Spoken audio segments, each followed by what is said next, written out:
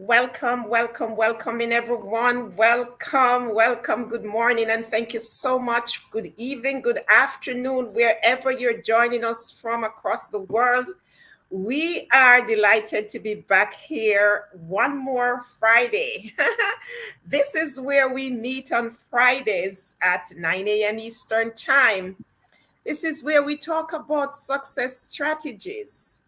This is where we learn and this is where we grow.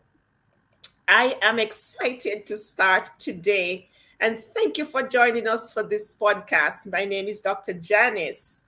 And simply put, I live strategies. I use them to shift mindsets of individuals and teams so that they can navigate life with purpose.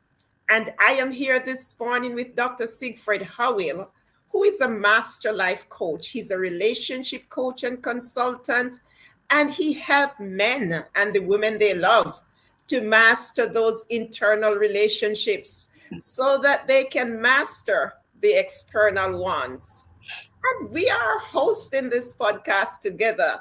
And today's topic, we're talking about how to use failure to teach life most valuable lessons. My. How to use failures to teach life's most valuable lessons. And we thought about it, and I believe that not all failures are equal. Some failures are as a result of things like lack of knowledge, disobedience, and there are other failures that are unavoidable because these failures teaches us some lessons that we have to learn in order to go through life. And that is why it is important to view failure as a strategy to advance both in life and in leadership, which is what we're talking about today. And when I think about this word strategy, I think about what exactly is a strategy. And simply put, a strategy is a plan of action, something that you use to help you to achieve an aim or a goal. Dr. Howell, thank you so much for joining me one more morning on this podcast. You go ahead and greet our audience. Yes, so I came up with this little snazzy saying just this morning, and it was an add-on to something that I did a couple of weeks ago, and I call it the 5 Fs. And I say failing forward can fuel a friendly future. Ooh. Now, you talked about having a system in order for you to advance from failure, because if everyone is honest, we all going to fail at some point in time. But your failure does not mean that it's the end of you. It doesn't have to be the end point. My father used to say that failure is missing the mark. So you have a mark. You set some type of goal for yourself, but through some matter of action, you did not meet that goal. You did not hit the mark. And a lot of times we fall down. But most oftenly, some of us fall backwards.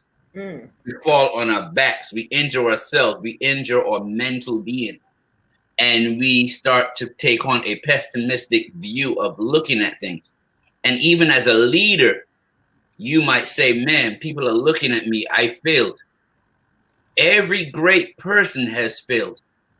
But if you fail forward, you can use that fuel to create what I call a friendly future. In other words, you learn from your mistakes and you move forward with a lesson and a new goal to reach towards. That's such an excellent perspective, Dr. Howell. Failing forward and then ending up at a friendly place. Yes. Because it means that you're actually embracing the failure. I think your father was listening to me when I was thinking out loud about my own definition of failure, because I believe that failure is simply missing the mark. It's just not achieving a desired goal or objective. And something, like you fail to show up on time. Yes. there must have been some kind of time frame that it is in place for you to show up, and you show up outside of that time frame, it means that you have missed the mark. Yes. And one thing I know, Dr. Howell, is that failure has consequences. And one of those consequences is that they teach us life's most valuable lessons. They teach us lessons sometimes that we are not prepared for.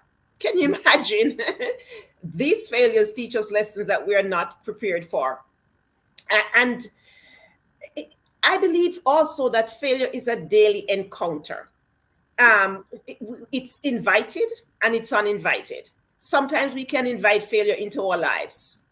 And sometimes if failure does turn up. Wow, somebody may be wondering how failure comes up, invited or uninvited. Well, you know, we have this popular saying, Dr. Howell, and it says when people fail to prepare, then they should prepare to fail. Yes. That simply means that you have a choice. You can invite failure, or failure can just show up on its own. Mm-hmm. What's your thought on that, Dr. Howell?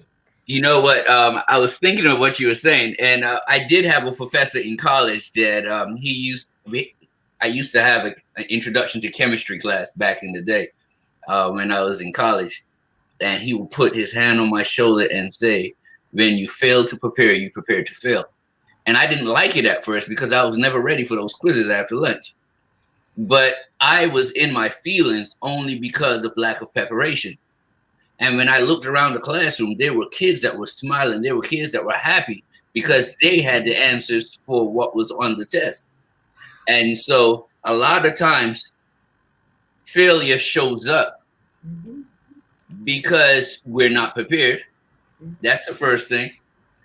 Failure can also show up because we have not covered all of our bases. But if you want to take that second one and break it down further, sometimes we know we don't know, and sometimes we don't know we don't know. So you can do all the planning you want, but if you have not adjusted for unforeseen circumstances, there's still a high percentage of failure. Because Murphy's Law will always step in. Whatever can go wrong will go wrong, and it will go wrong when you least want it to go wrong. And so you have to understand that in our finite thinking, there are things that we cannot account for. And so failure is a part of moving forward. And matter of fact, I would go as far as to say, if you never fail, are you really pushing the envelope? Are you really pushing yourself to become the best that you could possibly be? Or are you staying in the safety zone? Are you staying in an area where you are the most comfortable? Most of the innovators in our world are the ones who fail constantly. I was listening to Mark Zuckerberg yesterday, and he was saying he failed in at least 10 companies before Facebook actually launched. You know, and everybody knows the famous story about the Harry Potter lady who her book they trashed her book so many times before it even got picked up. So, but she kept going to different publishers until. But no one talks about the fact that she had books that didn't even get published. You see what I'm talking about? And this is it, Dr. Howell. Failure can show up in every area of our lives. It shows up in our relationships. It shows up in our home, our work, our health, our finances. It shows up in every single area. And that is why I say failure is no respecter of persons. It shows up even in our mental abilities, our finances, our lack of awareness and clarity. Failure shows up in every way. So the point to consider, Dr. Howell, how can we really convert or turn these situations where we miss the mark into a plan of action? How can we now? Because when we think about that, I really think about that. Every day we are in this pursuit of success, and even some of us want to overachieve. We go for the highest mark. And when we do that, it is easy to overlook the hidden value of failure. And somebody might wonder, as you explained a while ago, what is this hidden value in failure? But had we not have failure, we wouldn't know success. How would we know success without failure? There is actually no way we could have known when we're successful if we have not gone through failure. And also, when I think about this thing called success, as we are at it every single day, this places us into like a pressure position where we can end up with anxiety, we can end up with burnout, we can end up with a diminished sense of who we are. But by allowing ourselves sometimes to just fail, as you said, fail forward in the first part. If we just allow ourselves sometimes to just relax and we fail, and we get that time to retrospect, we get that time to put things in perspective, we get out of the pressure cooker that we have placed ourselves in, and now we put ourselves into a place of relaxation, of reflection, and we even get more time to spend with family and friends. So failure has so many benefits in our lives, Dr. Howell. You know what? I'm glad that you said that, because if you look at the mindset of people in Silicon Valley, they expect to fail. They move out there and they expect to fail. They fail with the first idea doesn't work. They learn, and they move on to the second, third, fourth, fifth. And sometimes it takes 10 times before they get that multi-million or billion-dollar idea. You look at the Bill Gates, you look at the Mark Zuckerbergs, you look at all of those people, Jeff Bezos. All of these people failed. Even Jeff Bezos had companies that did not do well, but then he had one that did well. Amazon has so many sub parts that did not flourish. But we're all looking at the ones that did and like, oh, he's a genius. But you have to understand that it's a mindset. When you fail, you cannot curl back up into your bed and go to sleep and say life is not for me. You have to fall forward to create a friendly future. And the reason why that's important is because no innovation is created overnight. A lot of times people look like an overnight success. Even I look back at Alicia Keys, as beautiful as her voice is, and as awesome as she can play the piano. It took 7 years before she got to the point that she was a household name. And that's with a bunch of talent. And so you have to understand that if you're not willing to fail forward, if you're not willing to get a tough exterior, if you're not willing to build resistance and resilience to failure, if you're not willing to actually hear those no's.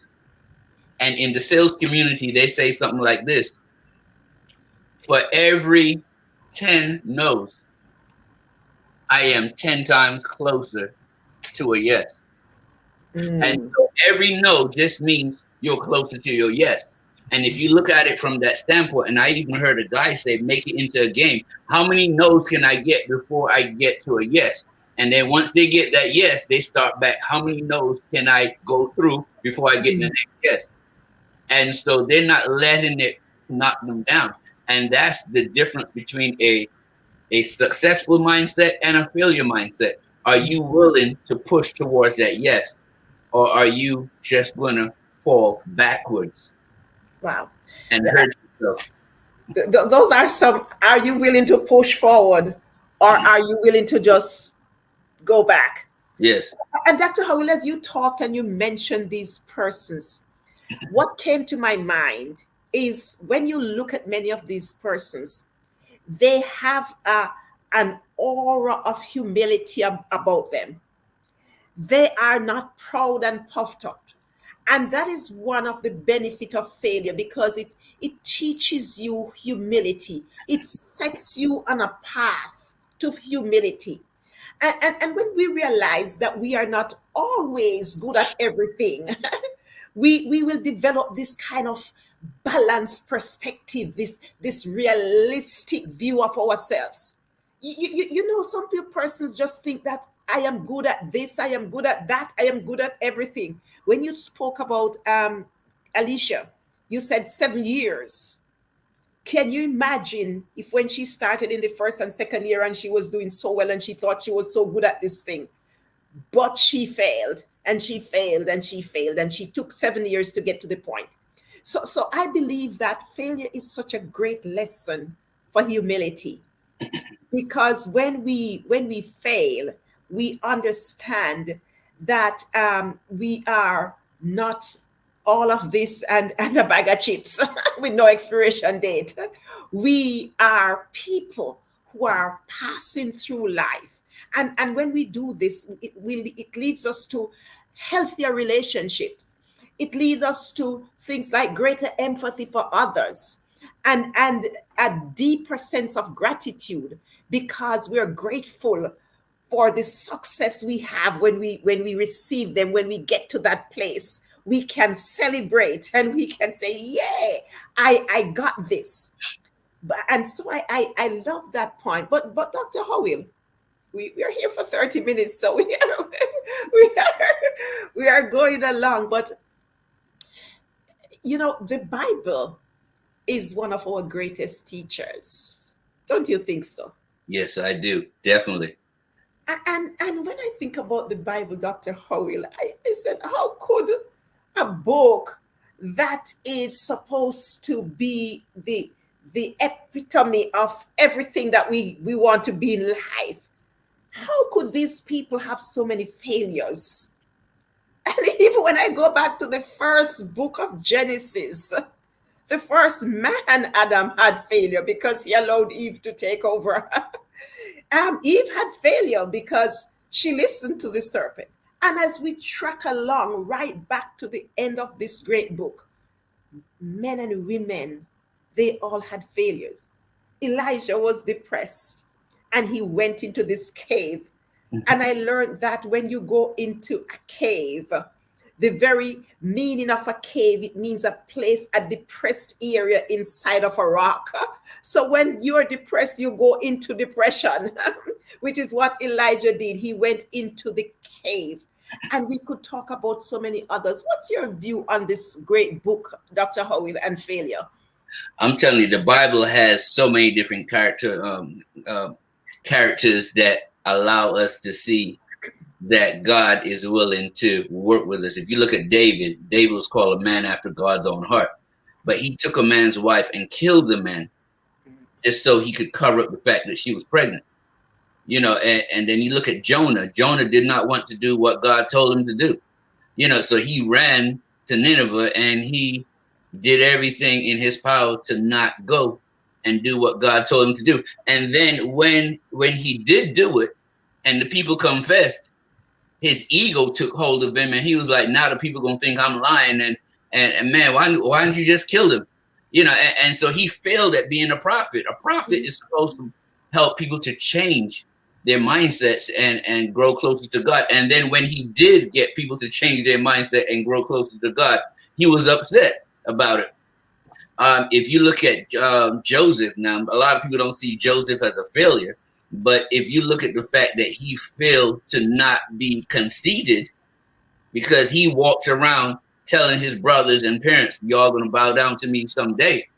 And even though he manifested it in the end, the fact that he did not have people skills was a failure on his part. And he had to learn to get through that, to the point that when he got into prison, he was better able to help people become better. The guards trusted him because he didn't make them feel belittled. The butler and the baker, the wine collector and the baker, they all felt comfortable enough to go to him to find out about their dreams. And so, and then even when he was in the presence of his siblings, he had an opportunity to go hard on them, but he chose a more calm approach and a more civil approach to confront his brothers to see if they had changed. And so, and then you look at Peter, when God told him, hey, you're going to deny me 3 times. Wow. The Messiah told you what you're going to do, and you argued with him. And then when it happened, you went into a state of depression because you realized, man, I have really failed because I was warned ahead of time and I still failed. So if you are a person who has missed the mark in your Christian walk or in your leadership walk, there's still help for you because Saul turned into Paul. And then you had Peter turn into one of the most prolific preachers after the resurrection. And all of these disciples changed their mindset and developed a prosperous and a more profound mindset than the failure mindset they had right when Jesus was crucified. And so, yeah, the Bible shows us so many transformations of people. So you can find yourself in every story if you're willing to look. Dr. Howell, you dropped some gems. Those are some deep points. You talked about Joseph not having the people skills. And as you were talking about Joseph, I'm a little bit hoarse this morning, but I thought of Joseph also not using wisdom. He failed at wisdom because it's not everything you tell. Mm-hmm. What if he was supposed to hold that dream? But when I also think about it, he had to tell it, because if he didn't tell it, he wouldn't got into the pit, and the men wouldn't find him on their way to Egypt, and then he wouldn't end up in Potiphar's house. So there is a sequence that failure runs in a certain order, and it also helps us. You spoke of so many of those men. We could also think of Judas, who couldn't bear the consequences of his failure. Yes. So he went and hanged himself. Yes. We talk about the consequences of failure. Then we could think about, you spoke about Peter. We spoke about Paul, who was persecuted the Christian. And each of these persons in the Bible, they taught us a valuable lesson. They taught us to gain greater self-awareness. They taught us about clarity and responding to the higher power, and not thinking that they can do everything by themselves, and not being able, as a matter of fact, to do everything by themselves. So there are so many powerful lessons from the Bible that talks about failure. So, Dr. Howell, as we come down, I am thinking of 3 ways. I could go to 5 ways that failure can teach us life's most valuable lessons. And when I think about this, I think about failure can bring us joy. Mm-hmm. And somebody would wonder, how comes failure will bring me joy? In what way? And I am thinking, as we said, failure is missing the mark. It is associated with the lack of something. When you lack something in your life, when you have not been able to get to that point, then that is failure. And so that failure can be a valuable learning experience. And by embracing that failure, we can give ourselves the opportunity to learn, to develop problem-solving skills, to grow in ways that we did not know. And so we get to a place where we are now fulfilled. We have joy. So failure can bring us joy. I spoke about already how it gives us humility. It leads us on that path to humility. And when we realize that we are not good at everything that we do, then that's when we become humble, because we have to reach out to others for help. We have to depend on others. And this one I love, because failure helps us to embrace the unexpected. Embrace the unexpected. When we allow ourselves to understand failure, then we open up ourselves to the unexpected. I'm going at this thing with my whole heart. I'm doing my best, but that doesn't say I won't fail. So when I fail, I have to embrace the unexpected. And we can sometimes stumble upon things that we never know before. I call them hidden treasures. Failure has some hidden treasures. When we fail, oh my God, we meet on some things, or even some people that we never realized that they were there before. So failure helps us to embrace the unexpected. And by embracing these unexpected, we can make space in our lives for the unknown. So we wake up today and we don't know what is going to happen the next hour or two. And that is the benefit of failure. It helps us to embrace the unknown, it helps us to have humility, and it also brings us joy. What's your take? What are the ways you think failure really helps us, Dr. Howell?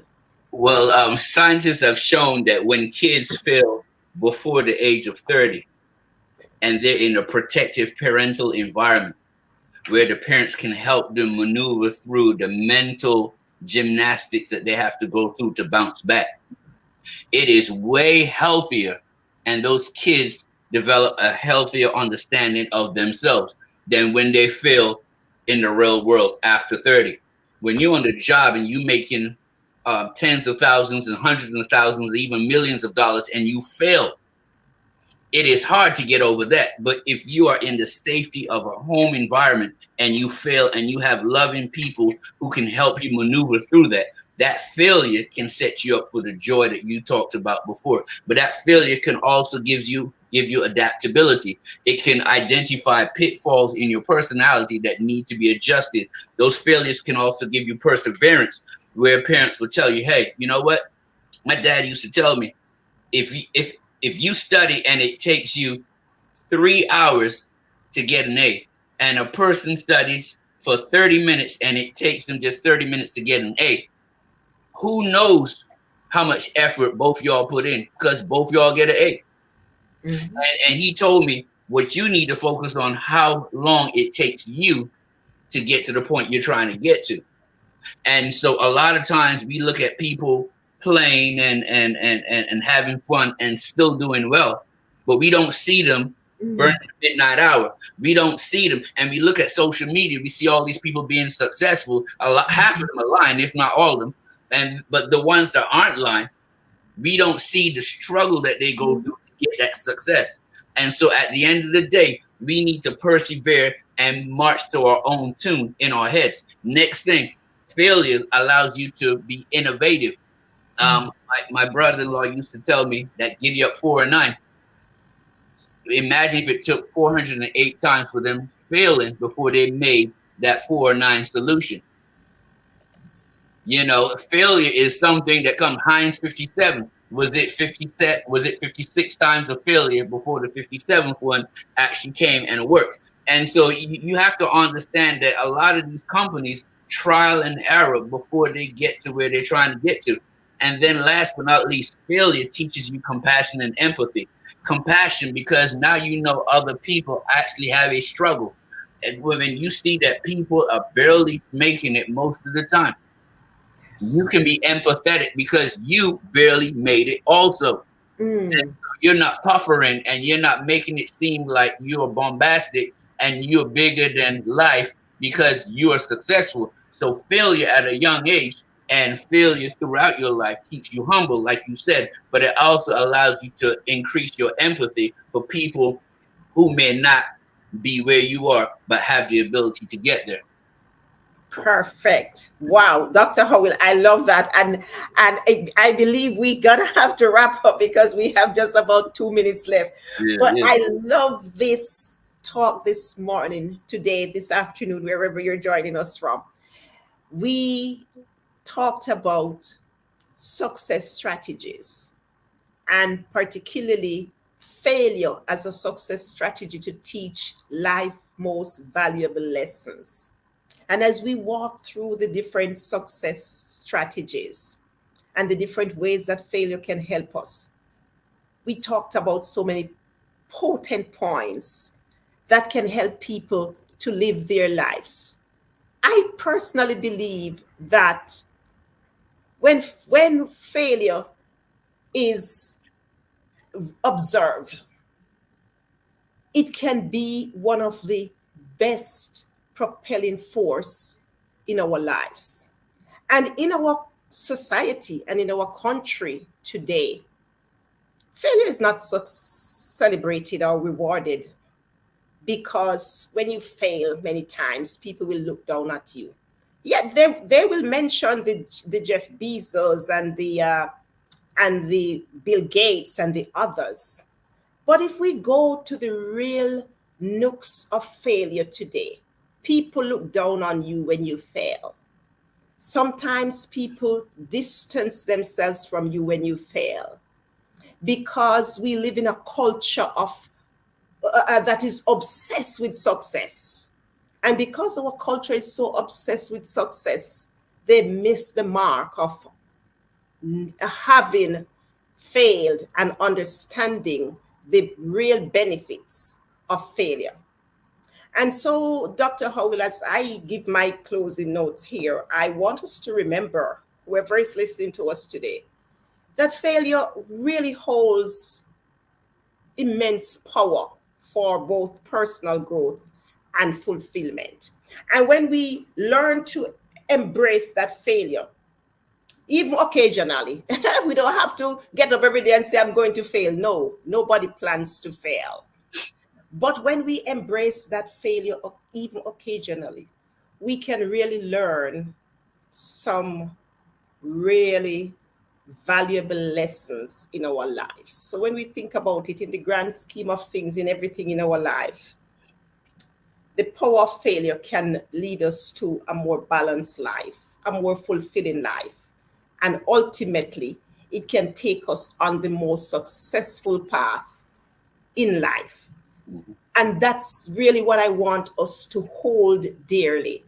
Don't look down at others when they fail. Don't think that this is the end of them. Don't tell them that you have failed so many times. Why can't you do better? If that person is willing to persevere, if that person is willing to hold on to resilience and to develop that fortitude and that grit, then that person is well on their way to becoming their very best self. Dr. Howell, your closing comments. I'm going to finish with the same thing I started with. Failing forward can fuel a friendly future. And all that means is when you fail, you analyze to see where you can become better, and you plan and push forward to become the better you. Every day, with every failure, you can become a better version of yourself. Wow. Thank you so much, Dr. Howell. I want to thank you, everyone, for joining us. Whether you're on the live now or you're listening to the replay, we want to thank you so much for joining us. And next Friday morning at 9 a.m., we will be back here with another thrilling topic as we talk about strategies for success. You walk good because the rest of your life is actually the best of your life.